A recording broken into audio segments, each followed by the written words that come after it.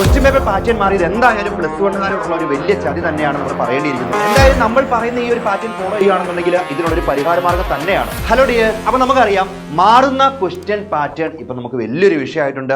നമ്മളെല്ലാവരും ഫേസ് ചെയ്യുന്ന വിഷയമാണ്. അയ്യോ ഇതെന്താകും, ഇത്രയും നാളും നമ്മൾ പഠിച്ചൊരു പാറ്റേൺ ഒക്കെ മാറിക്കഴിഞ്ഞിട്ട് ആ ക്വസ്റ്റ്യൻ പേപ്പറിന്റെ പാറ്റേൺ അങ്ങ് മാറിക്കഴിഞ്ഞപ്പോഴത്തേക്കും നമുക്കൊരു ചെറിയൊരു ബുദ്ധിമുട്ടുണ്ട്. ഇനി എന്താകും നടക്കാൻ പോകുന്ന, ഇനിയുള്ള എക്സാമുകളൊക്കെ എളുപ്പമായിരിക്കും എന്നുള്ള കാര്യങ്ങളൊക്കെ നമുക്ക് നല്ലൊരു ഡൗട്ട് ഉള്ളതാണ്. ടീച്ചേഴ്സ് ആണെങ്കിലും സ്റ്റുഡൻസ് ആണെങ്കിലും എല്ലാവരും ഇതിനെക്കുറിച്ച് നന്നായിട്ട് വറീഡ് ആവുന്നുണ്ട്. അപ്പൊ നമ്മൾ ഈ വീഡിയോയിൽ ഡിസ്കസ് ചെയ്യാൻ പോകുന്ന കാര്യം എന്ന് വെച്ചിട്ടുണ്ടെങ്കിൽ നമ്മുടെ ബോട്ടണീന്റെ കാര്യമാണ്. ബോട്ടണിയിലെ കഴിഞ്ഞ ക്രിസ്മസ് എക്സാമിന് വന്ന ആ ഒരു ചേഞ്ചുകളെ വെച്ചുകൊണ്ട് നമ്മൾ ഇവിടെ പറയാൻ പോവാണ് എന്തൊക്കെയായിരിക്കും ആ ഒരു പുതിയ പാറ്റേൺ, എന്തായിരുന്നു പഴയ പാറ്റേൺ, നമുക്ക് എന്താണ് പ്രെഡിക്റ്റ് ചെയ്യാൻ പറ്റുന്ന കാര്യം നമുക്ക് എന്ത് ചെയ്യാം ഈ വീഡിയോയിലൂടെ നോക്കാം. ഓക്കെ, അപ്പൊ നമുക്ക് ആദ്യം കാണാം. നമ്മളിവിടെ ഓൾഡ് ക്വസ്റ്റ്യൻ പേപ്പർ നമ്മൾ എടുത്ത് നോക്കുവായിരുന്നുണ്ടെങ്കിൽ പഴയ ഒരു പാറ്റേൺ നോക്കിയിട്ടുണ്ടെങ്കിൽ എപ്പോഴും നമുക്ക് കാണുന്നത് നല്ല സിമ്പിൾ ആയിട്ടുള്ള ക്വസ്റ്റ്യൻസ് ആയിരുന്നു ഇവിടെ ഉണ്ടായിരുന്നുള്ളത്. സിമ്പിൾ ക്വസ്റ്റ്യൻസ് ആയിരുന്നു ഇവിടെ ഉണ്ടായിരുന്നുള്ളത്. നമ്മൾ ഒരിക്കലും ഒരു നമ്മളെ ടഫ് ആകുന്ന രീതിയിൽ, അതായത് നിങ്ങൾ 10ാം ക്ലാസ് ഒക്കെ കഴിഞ്ഞിട്ട് പ്ലസ് വണ്ണിലേക്ക് വന്ന കുട്ടികളാണല്ലോ, അപ്പൊ നിങ്ങൾക്ക് ഒരുപാട് ബുദ്ധിമുട്ടുണ്ടാവാതിരിക്കാനാവണം. അപ്പൊ നമ്മൾ ഒട്ടും ഓവറായിട്ട് ചിന്തിക്കേണ്ട രീതിയിലോ അല്ലെങ്കിൽ ഒരു അപ്ലിക്കേഷൻ ലെവലിലുള്ള ചോദ്യങ്ങളൊക്കെ നമുക്ക് വളരെ കുറവായിരുന്നു. അപ്പൊ അതുപോലെ സിമ്പിൾ ആയിട്ടുള്ള ക്വസ്റ്റ്യന്റെ പാറ്റേൺ ആയിരുന്നു ഇതുവരെയുള്ള വർഷങ്ങളിലെല്ലാം അവർ ചൂസ് ചെയ്തിരുന്നത്. അതിനകത്ത് ഏറ്റവും വലിയ രസം എന്താ വെച്ചാൽ PYQ ഒരു 2014 കഴിഞ്ഞ് ഇങ്ങോട്ടുള്ള ആ ഒരു ക്വസ്റ്റ്യൻസ് പേപ്പേഴ്സ് എല്ലാം നമ്മൾ എടുത്തിട്ട് ഒന്ന് അനലൈസ് ചെയ്ത് നോക്കിയിട്ടുണ്ടെങ്കിൽ നമുക്ക് കിട്ടാവുന്ന കാര്യങ്ങൾ മാത്രമേ പഴയ ക്വസ്റ്റ്യൻ പേപ്പറിൽ ഉണ്ടായിരുന്നുള്ളൂ. അതായത് നമ്മൾ പുതുതായിട്ട് ഒന്നും കഷ്ടപ്പെട്ട് പഠിക്കേണ്ട ആവശ്യമില്ല. വരുന്ന എല്ലാ ചോദ്യങ്ങളും ഒരു 18-20 ചോദ്യങ്ങൾ വരുന്നതിൽ എല്ലാ ചോദ്യങ്ങളും തന്നെ പ്രീവിയസ് ഇയേഴ്സിൽ നമ്മൾ ചോദിച്ച് കണ്ട ചോദ്യങ്ങൾ തന്നെയാണ്. അത് ഓരോ വർഷം ഇപ്പോൾ 2016 കാര്യമാണെങ്കിൽ അത് നേരെ എടുത്ത് അടുത്തൊരു വർഷത്തേക്ക് കയറ്റിയിടുന്നു. അങ്ങനെ മാറി മാറി മാറി ആ മോഡൽ എക്സാമിനും എല്ലാത്തിനുള്ള ക്വസ്റ്റ്യൻ പേപ്പേഴ്സ് അങ്ങോട്ടും ഇങ്ങോട്ടും മാറ്റി അവിടുന്ന് ഇവിടുന്ന് കോപ്പി പേസ്റ്റ് എടുത്ത് വെക്കുന്നതായിരുന്നു നടന്നുകൊണ്ടിരുന്നത്. മനസ്സിലായോ? പുതിയ ചോദ്യങ്ങൾ ഇതിൽ കാണുക എന്ന് പറഞ്ഞാൽ വളരെ റയർ ആയിട്ടുള്ളൊരു സംഭവമായിരുന്നു. പക്ഷേ അത് മുഴുവൻ മാറി. അതായത് ആ ഓൾഡ് ക്വസ്റ്റ്യൻ പേപ്പർ പാറ്റേൺ മാറി കഴിഞ്ഞപ്പോഴത്തേക്കും നിങ്ങൾ ആലോചിക്കും, അയ്യോ പാറ്റേൺ മാറിയല്ലോ, ഈ പഴയ പോലെ സിമ്പിൾ ക്വസ്റ്റ്യൻസ് അല്ലല്ലോ, PYQ അല്ലല്ലോ എന്നൊക്കെ നിങ്ങൾ ചിന്തിക്കും. പക്ഷേ അതാണ് നമ്മുടെ ഈ ന്യൂ പാറ്റേൺ നമ്മൾ നോക്കുമ്പോൾ നമുക്ക് പറയാം. അതിലേക്കുള്ള ഞാൻ അത് കണ്ടോ, ഈ ഒരു നമുക്ക് മോർഫോളജി ഓഫ് ഫ്ലവറിംഗ് പ്ലാന്റ്സ് കാണാം, പൊസിഷൻ ഓഫ് ഓവറി വെച്ചിട്ടിരിക്കുന്ന ഈ ഒരു ക്വസ്റ്റ്യൻസ് കാണാത്ത ഒരു ക്വസ്റ്റ്യൻ പേപ്പർ അല്ലായിരുന്നു. 2014 തൊട്ട് ഇങ്ങോട്ട് നോക്കിയിട്ടുണ്ടെങ്കിൽ എല്ലാ വർഷവും ഈ സംഭവം നമുക്ക് കാണാനായിട്ട് പറ്റുമായിരുന്നു. അതുപോലെ തന്നെ ഈ ഒരു സീഡിന്റെ സ്ട്രക്ചറിന്റെ കാര്യങ്ങളൊക്കെ വരുന്നത്. ആൻഡ് പിന്നെ നോക്കുവാണെങ്കിൽ ഈ അനാറ്റമി ആണെന്നുണ്ടെങ്കിൽ അവിടെ ഈ മറ്റേ വാസ്കുലാർ ടിഷ്യൂന്റെ ഓരോരോ കാര്യങ്ങൾ, ഇതൊക്കെ ശരിക്കും പറഞ്ഞിട്ടുണ്ടെങ്കിൽ എല്ലാ വർഷവും ചോദിച്ചു കാണുന്ന ഒരു ചോദ്യമായിരുന്നു അല്ലേ. അപ്പൊ നമ്മൾ ആ ക്വസ്റ്റ്യൻ പേപ്പർ എടുത്താൽ തന്നെ ഒരു 5 വർഷത്തെ ക്വസ്റ്റ്യൻ പേപ്പർ എടുത്ത് അനലൈസ് ചെയ്യുമ്പോഴത്തേക്കും ഈ ചിത്രങ്ങളൊക്കെ ചുമ്മാ കാണാനായിട്ട് പറ്റുമായിരുന്നു. ഓക്കെ, അപ്പൊ എന്താണ് സംഭവിച്ചെന്ന് വെച്ചിട്ടുണ്ടെങ്കിൽ ഇതും നമ്മുടെ ബയോളജി ക്ലാസിഫിക്കേഷനിലാണ്. ഇനി പുതിയ ആ ചേഞ്ചസിനെ കുറിച്ചാണ് നിങ്ങൾ പേടിക്കുന്നത്. പക്ഷെ ഞാൻ ഇപ്പോഴും ഒരു ഉറപ്പ് പറയാം, ആ ചതിയാണെന്നൊക്കെ നമ്മൾ പറയുന്നുണ്ടെന്നുണ്ടെങ്കിലും ചതി എന്ന് വെച്ചിട്ടുണ്ടെങ്കിൽ നമ്മൾ ഒന്നാതെ ഒരു എന്താ പറയുക, നമ്മുടെ ഒരു കോമ്പറ്റേറ്റീവ് എക്സാംസ് ഇല്ലേ, ആ ഒരു എക്സാംസിലേക്കൊക്കെ നമുക്ക് നന്നായിട്ട് കയറി പോകാൻ പറ്റണം എന്നുള്ള ഇതുകൊണ്ട്, അതായത് അത് ഉദ്ദേശിച്ചിട്ടാണ് ഈ ക്വസ്റ്റ്യൻ പേപ്പറിൽ ഒരു ചെറിയ മാറ്റം വന്നേക്കുന്നത്. അതായത് സിമ്പിൾ ആയിട്ട് എന്തോ ഒന്ന് കാണാതെ പഠിച്ചു പോയിട്ട് കുട്ടികൾ എഴുതണ്ട, അപ്പൊ എല്ലാവർക്കും ഫ്രീ ആയിട്ട് ചുമ്മാ A+ കൊടുക്കേണ്ട ആവശ്യമില്ല, അപ്പൊ നമ്മളെ വിവരമുള്ള കുറച്ച് കുട്ടികളാക്കി മാറ്റുക എന്നുള്ളതാണ് ശരിക്കും പറഞ്ഞാൽ ഈ ക്വസ്റ്റ്യൻ മാറുമ്പോഴുള്ള ഒരു പ്രശ്നം. മനസ്സിലായോ? പ്രശ്നമല്ല, അതിൻ്റെ ഒരു ഉപകാരം അത് തന്നെയാണെന്നുള്ള കാര്യം അറിയണം. അപ്പൊ എന്താണ് ആ ചേഞ്ചുകൾ നമുക്ക് നോക്കാം. ചേഞ്ച് എന്ന് പറഞ്ഞിട്ടുണ്ടെങ്കിൽ നമ്മൾ അവകാശപ്പെടുന്ന പോലെ വലിയധികം ഒരുപാട് ചേഞ്ചുകളൊന്നും അവിടെ ആക്കിയിട്ടില്ല. എല്ലാം പ്രീവിയസ് ആയിട്ട് നമ്മൾ നോക്കി എങ്ങനെ പോയാലും ഒരു 70% മുകളിലൊക്കെ നമ്മൾ നോക്കുകയാണെന്നുണ്ടെങ്കിൽ അതിന് മുകളിൽ ശരിക്കും പറഞ്ഞാൽ ആ ചേഞ്ചസ് എന്ന് പറയാൻ നമുക്ക് പറ്റില്ല. കാര്യം വെച്ചാൽ ഇതെല്ലാം PYQ തന്നെ ആയിരുന്നു.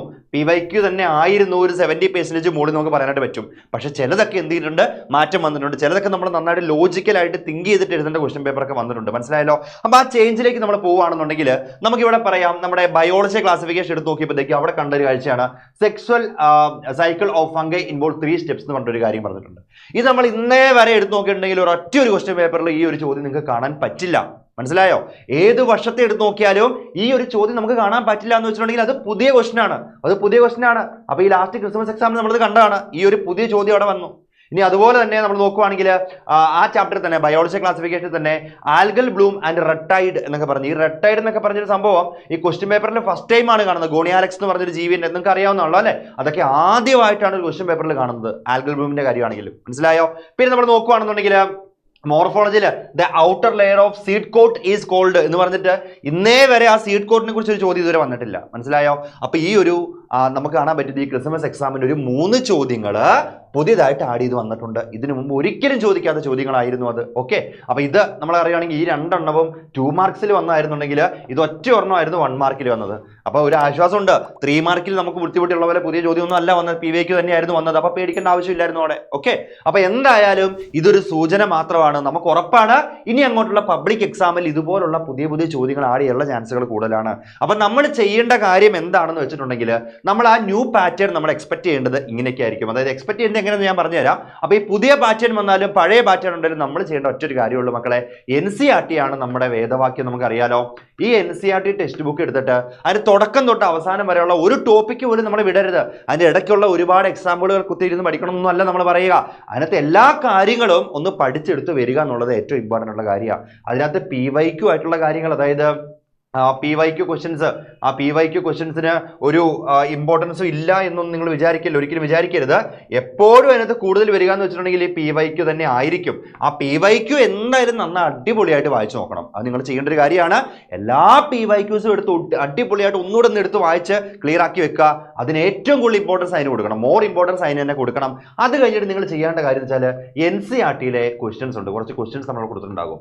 ആ NCERTയിൽ ചോദിക്കുന്ന അവസാനത്തുള്ള ഇൻഡെക്സിലുള്ള ഒരു ക്വസ്റ്റ്യൻസ് ഇല്ലേ, ആ ക്വസ്റ്റ്യൻസും കാര്യങ്ങളും നിങ്ങൾ ഉറപ്പായിട്ട് ഫോളോ അപ്പ് ചെയ്തേ പറ്റുള്ളൂ. ബിക്കോസ് നമ്മുടെ കെമിസ്ട്രിയിലൊക്കെ എടുത്ത് നോക്കുകയാണെന്നുണ്ടെങ്കിൽ ഏറ്റവും കൂടുതൽ ചോദ്യങ്ങൾ വന്നത് NCERTന്റെ ബാക്കിലുള്ള ക്വസ്റ്റ്യൻസ് ആയിരുന്നു. മനസ്സിലായോ? അപ്പൊ ഇത് ബയോളജിക്ക് വരാനുള്ള ചാൻസുകൾ എന്ത് തന്നെയാണ്, കൂടുതൽ തന്നെയാണെന്നുള്ള കാര്യം നമ്മൾ എന്ത് ചെയ്യണം, അറിയണം. ഓക്കെ, അങ്ങനെ PYQ നോക്കുക എന്നുള്ളത് ഒരു മെയിൻ കാര്യമാണ്, NCERT വായിച്ചു നോക്കുന്ന മെയിൻ കാര്യമാണ്. പിന്നെ എല്ലാ ടോപ്പിക്കുകളും നമ്മൾ വൃത്തിയായിട്ടൊന്ന് പഠിച്ചെടുക്കുക എന്നുള്ളത് ചെയ്യേണ്ട കാര്യമാണ്. അപ്പൊ അങ്ങനെയാണെങ്കിൽ നമ്മുടെ പ്രിഡിക്ഷൻ എന്താണെന്നുള്ള കാര്യം നമ്മൾ പറയാം. ആസ് എ ടീച്ചർ നമ്മൾ ഈ പഠിപ്പിക്കുന്ന ആയതുകൊണ്ട് നമുക്ക് ഏകദേശം ഊഹിക്കാനായിട്ട് പറ്റും. ഇവിടെ എൻ്റെ ഒരു പ്രിഡിക്ഷനിൽ ഞാൻ പറയാണ് മക്കളെ, ബോട്ടണിയിൽ വരുവാണെന്നുണ്ടെങ്കിൽ അതിനകത്ത് 70%, ഒരു 70% PYQ തന്നെയാണ് നമുക്ക് പറയേണ്ടി വരും. ഒരു 70% ക്വസ്റ്റ്യൻസും ഈ അടുത്ത പബ്ലിക് എക്സാമിന് വരാൻ പോകുന്നത് എന്ത് തന്നെയായിരിക്കും, PYQ തന്നെയായിരിക്കും എന്നുള്ള കാര്യം ഏകദേശം ഉറപ്പാണ്. ബിക്കോസ് എന്താണെന്ന് വെച്ചാൽ പെട്ടെന്നൊരു ചേഞ്ച് ഒന്നും നടക്കണ കാര്യമല്ല, നമുക്ക് പയ്യെ ചേഞ്ചസ് നടക്കുകയുള്ളൂ. നിങ്ങളുടെ പാറ്റേൺ മാറ്റി എന്നൊക്കെ പറഞ്ഞെന്ന് പറഞ്ഞാൽ ചാടിക്കേറി ഇതുവരെ വർഷങ്ങളിൽ ചോദിച്ച ഒരു ചോദ്യമായിട്ട് ബന്ധമില്ലാത്ത പുതിയ ചോദ്യങ്ങളൊന്നും ഇടുക എന്നുള്ളത് ഗവൺമെന്റിനെ കൊണ്ട് പറ്റുന്ന കാര്യമല്ല. അങ്ങനെ നിങ്ങൾ ഓർത്ത് പേടിക്കേണ്ട ആവശ്യമില്ല. അപ്പൊ എന്തായാലും കുറച്ച് PYQs 70% PYQ തന്നെ ഉണ്ടാകും. അത് പഠിച്ചാൽ പാസ്സാകും എന്നുള്ള കാര്യം ഞാൻ ഇപ്പോഴേ പറഞ്ഞേക്കാം, ഉറപ്പായിട്ടും പാസ്സാകും. പക്ഷേ നമുക്ക് A+ വേണം, നമുക്ക് നല്ല മാർക്ക് എടുക്കണം എന്നുള്ളതാണ് നമ്മുടെ ഒരു ആഗ്രഹം അല്ലേ.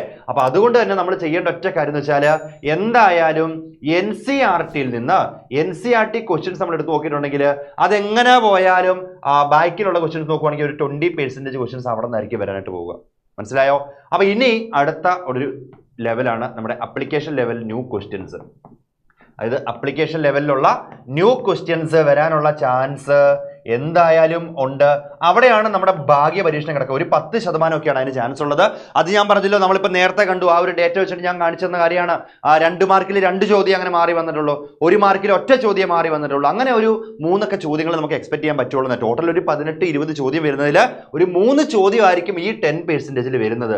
പക്ഷേ നമ്മുടെ A+നെ നിർണ്ണയിക്കാനായിട്ട് പോകുന്നത് ഈ ഒരു 10% ആയിരിക്കും എന്നുള്ള കാര്യം നമ്മൾ എന്ത് ചെയ്യണം, അറിഞ്ഞേ പറ്റുള്ളൂ. മനസ്സിലായല്ലോ? അപ്പൊ നമ്മൾ അതിന് വേണ്ടി ചെയ്യേണ്ട കാര്യം എന്ന് വെച്ചാൽ നമ്മളൊരു ഭാഗ്യ പരീക്ഷണത്തിന് പോകാതെ NCERTയിലുള്ള ഒരു ടോപ്പിക്കും ഇടാതെ പഠിക്കുക എന്നുള്ളതല്ല, നമുക്ക് വേറെ ഒന്നും അതിനകത്ത് ചെയ്യാനായിട്ടില്ല. മനസ്സിലായോ? അപ്പൊ അങ്ങനെയുള്ള കാര്യങ്ങൾ എടുത്ത് പഠിക്കുക എന്നുള്ളതല്ലാതെ ഒന്നും ഇല്ലാത്തത് കൊണ്ട് തന്നെ നല്ല അടിപൊളിയായിട്ട് പഠിച്ച് നമ്മൾ ഈ എക്സാമിനെ നമ്മൾ നേരിടുക തന്നെ ചെയ്യും.